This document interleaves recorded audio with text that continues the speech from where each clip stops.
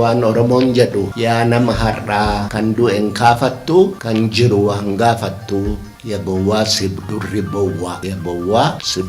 bawwaa warra du'e kaafachuu hin dandeenye warra jiru beekaa waa gaafachuu hin dandeenye ofiin balbala ofitti cufee taa'aa jechaadha. Qabsoon bilisummaa warra du'eef warra jirutu wajjin qabsaawa. Warra du'e du'aa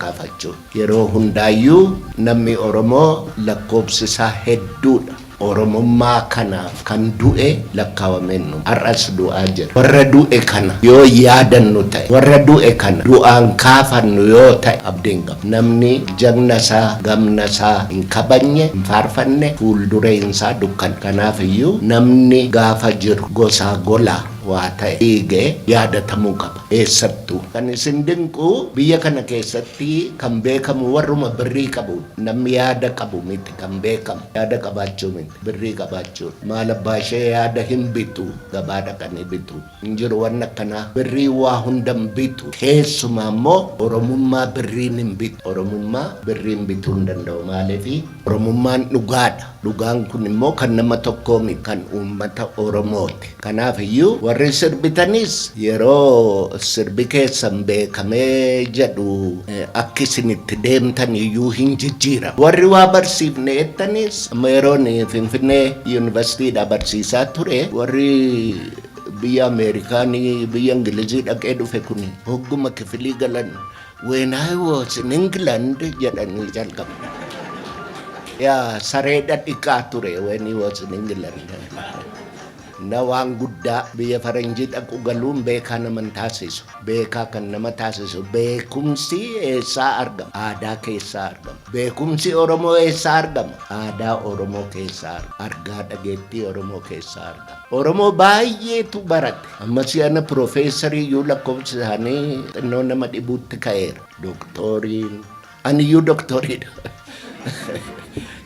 Garuu Oromoo nama warri ekspertii ta'anii doktorii ta'anii biyya Afrikaa irra deemanii rakkoo Afrikaa hiikuu danda'an illee baay'ee qaba. Maal warri akkana ala deemee rakkoo ormaayyuu hiikuu danda'u kuni akkamitti rakkoo Oromoo hiikuu dadhabe yoo jettanii waan inni rakkoo Oromoo hiikuu dadhabeef waa tokko wanni tokko sun maal seenaa Oromoon beeku argaa dhageettii Oromoon qabu arrabaa dhukkisuun maal akka ta'e hin beeku dhawaa dhibaayyuun maal akka ta'e soqaa safaqi maal akka ta'e hin beeku. Oromoodha ofiin jedhamu. Oromoon beekumsa. Oromoon akkatti yaadanidha. Orsa Oromoodhaan dhiigisiin jira. Garuu dhiigisa duraa miti. Oromoo afuuftuun, Oromoo sobduun, hattuun meeqa jira. Kanaafiyyuu Oromoonis akkuma sanyii namaatu hamaas gaariis qaba.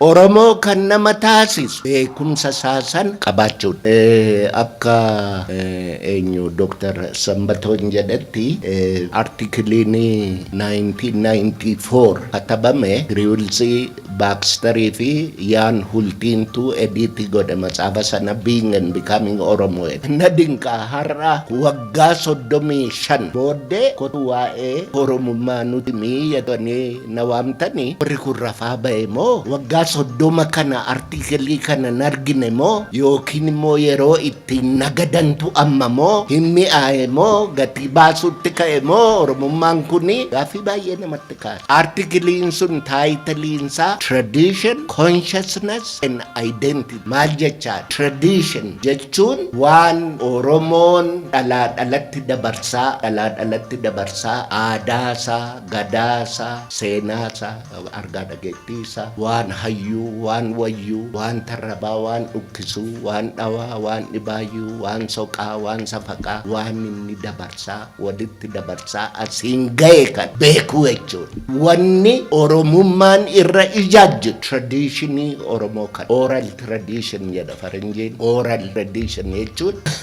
amma Itoophiyaa keessatti maal caaffatee qabdaree yoo soba caafanii dhugaa ta'a yoo caafamuu baate immoo dhugaan soba ta'a. Rakkoon Itoophiyaa soba. Maqaan Itoophiyaa jedhu kun maqaa Giriikii. Nuyi Giriikii miti abadan. Lakki nuyi Itoophiyaa miti Habashaa jedhamna. Maqaan Habashaa jedhu kun afaan Arabaati. Nuyi Araba miti. We are Africa. Nuyi uummata gurraacha. Nuyi ilmaan waaqa gurraachaa. Kanaaf iyyuu waan hin qabneen hin dhaadatina. Isa qabdan immoo otoo hin rifatin, otoo irraa hin qaanefatin himachuu danda'uu qabaa akka taatan. Tradition jechuun waan baay'eetu wordii tradition jedhu kana keessa jira. Argaa dhageettiin traditionii kana keessa jira. Yoo namni dhukkubsate qoricha kan barbaadanii fi baala mukaatii fi hidda mukaarraa barbaadanii beekumsi sun traditionii kana keessa jira. Cirreessa jedha beekumsa. Nama beekutu waa ijaara. Waldhaalumni waa tokkon ijaaru, waa diiga malee waan ijaaru. Itoophiyaan biyya waldhaaluma irratti ijaaramte. Kan baay'ee sindinku waan hin jirre himachuun, ani nugusa yoon jedhe, ani mootiidha yoon of hin jedhe, jechuun koo mootii nan taasisu yoon hojiidhaan hin agarsiisudha. Kanaaf iyyuu maali wanni itti isin hirkattanii jirtan har'a? Dudduuba keessa waa jira. Yoo dudduuba keessan argaa dhageettiin Oromoo hin jiru ta'e, joogiraafiitti PhD qabaatte, communicationiitti maastersii qabaatte, fiiziksiitti, political saayinsiitti doktorii taate, kijiba sun hunduu waan Oromoon beektu yoo ta'e Oromoodhaaf faayidaan qabdu. Garaa kee ittiin guuttachuu dandeessa. Tamaaruun garaadhuma ofii guuttachuudhaaf yoo ta'e, isa kana tokkoon keenya of gaafachuu qabna. Isin warri akka koo karabaatii hidhattanii shamizii adii qabdan kun abbaan keessan gabareedha. Ofii nyaachuu dhiiseetu isin qallabee, uffata ofii hin uffatin isinitti bitee, ofii agabuu bulee daakuudha fidee dhufa ilmi koo intalli koo jedhee gabaatti isin erge. Gabaa dhuftanii daakuu argitanii mataadhaan daakuu lixxanii achi keessatti of dagatan yoo ta'e nama gaafachiisa. Seenaan nama gaafata. Dhaloonni dhufu nama gaafata. Harama Oromoo warra darban abaluu faan akkana godhanii qanyamaa shabaluu akkana godhee jennee hamataa jirra miti. Isinis namatamtu bor akka namatamne har'a yoo waan godhin. So tradition jechaan kitaabaan ani fi jaartiin koo katabne kana sacred knowledge tradition jechaani kuusaa Oromoon hamma arraatti kuuse, beekumsa isaa, eenyummaa isaa, Oromummaa isaa beekuu jechuudha. Sana beekuu jechuudha. Nuyi dhalannee utuu lafaan bahin mana tamaarii dhanne. Abbaa keenyarraa waan dhaalle hin qabne. Yeroo mana barumsaa dhannu immoo Amaariyaadhaan nu barsiisan. Hoggaa dura manni barumsaa barame ganama daamuun yaafasasa lubbuu yana dada. Ati isa jetteta barbanyina tatkoota laakyaas wagada. Kasiyanis hoggaa salfii galan immoo Amaaroch salfii tokko, Gaalloch salfii tokko galan, Leeloch salfii sadii.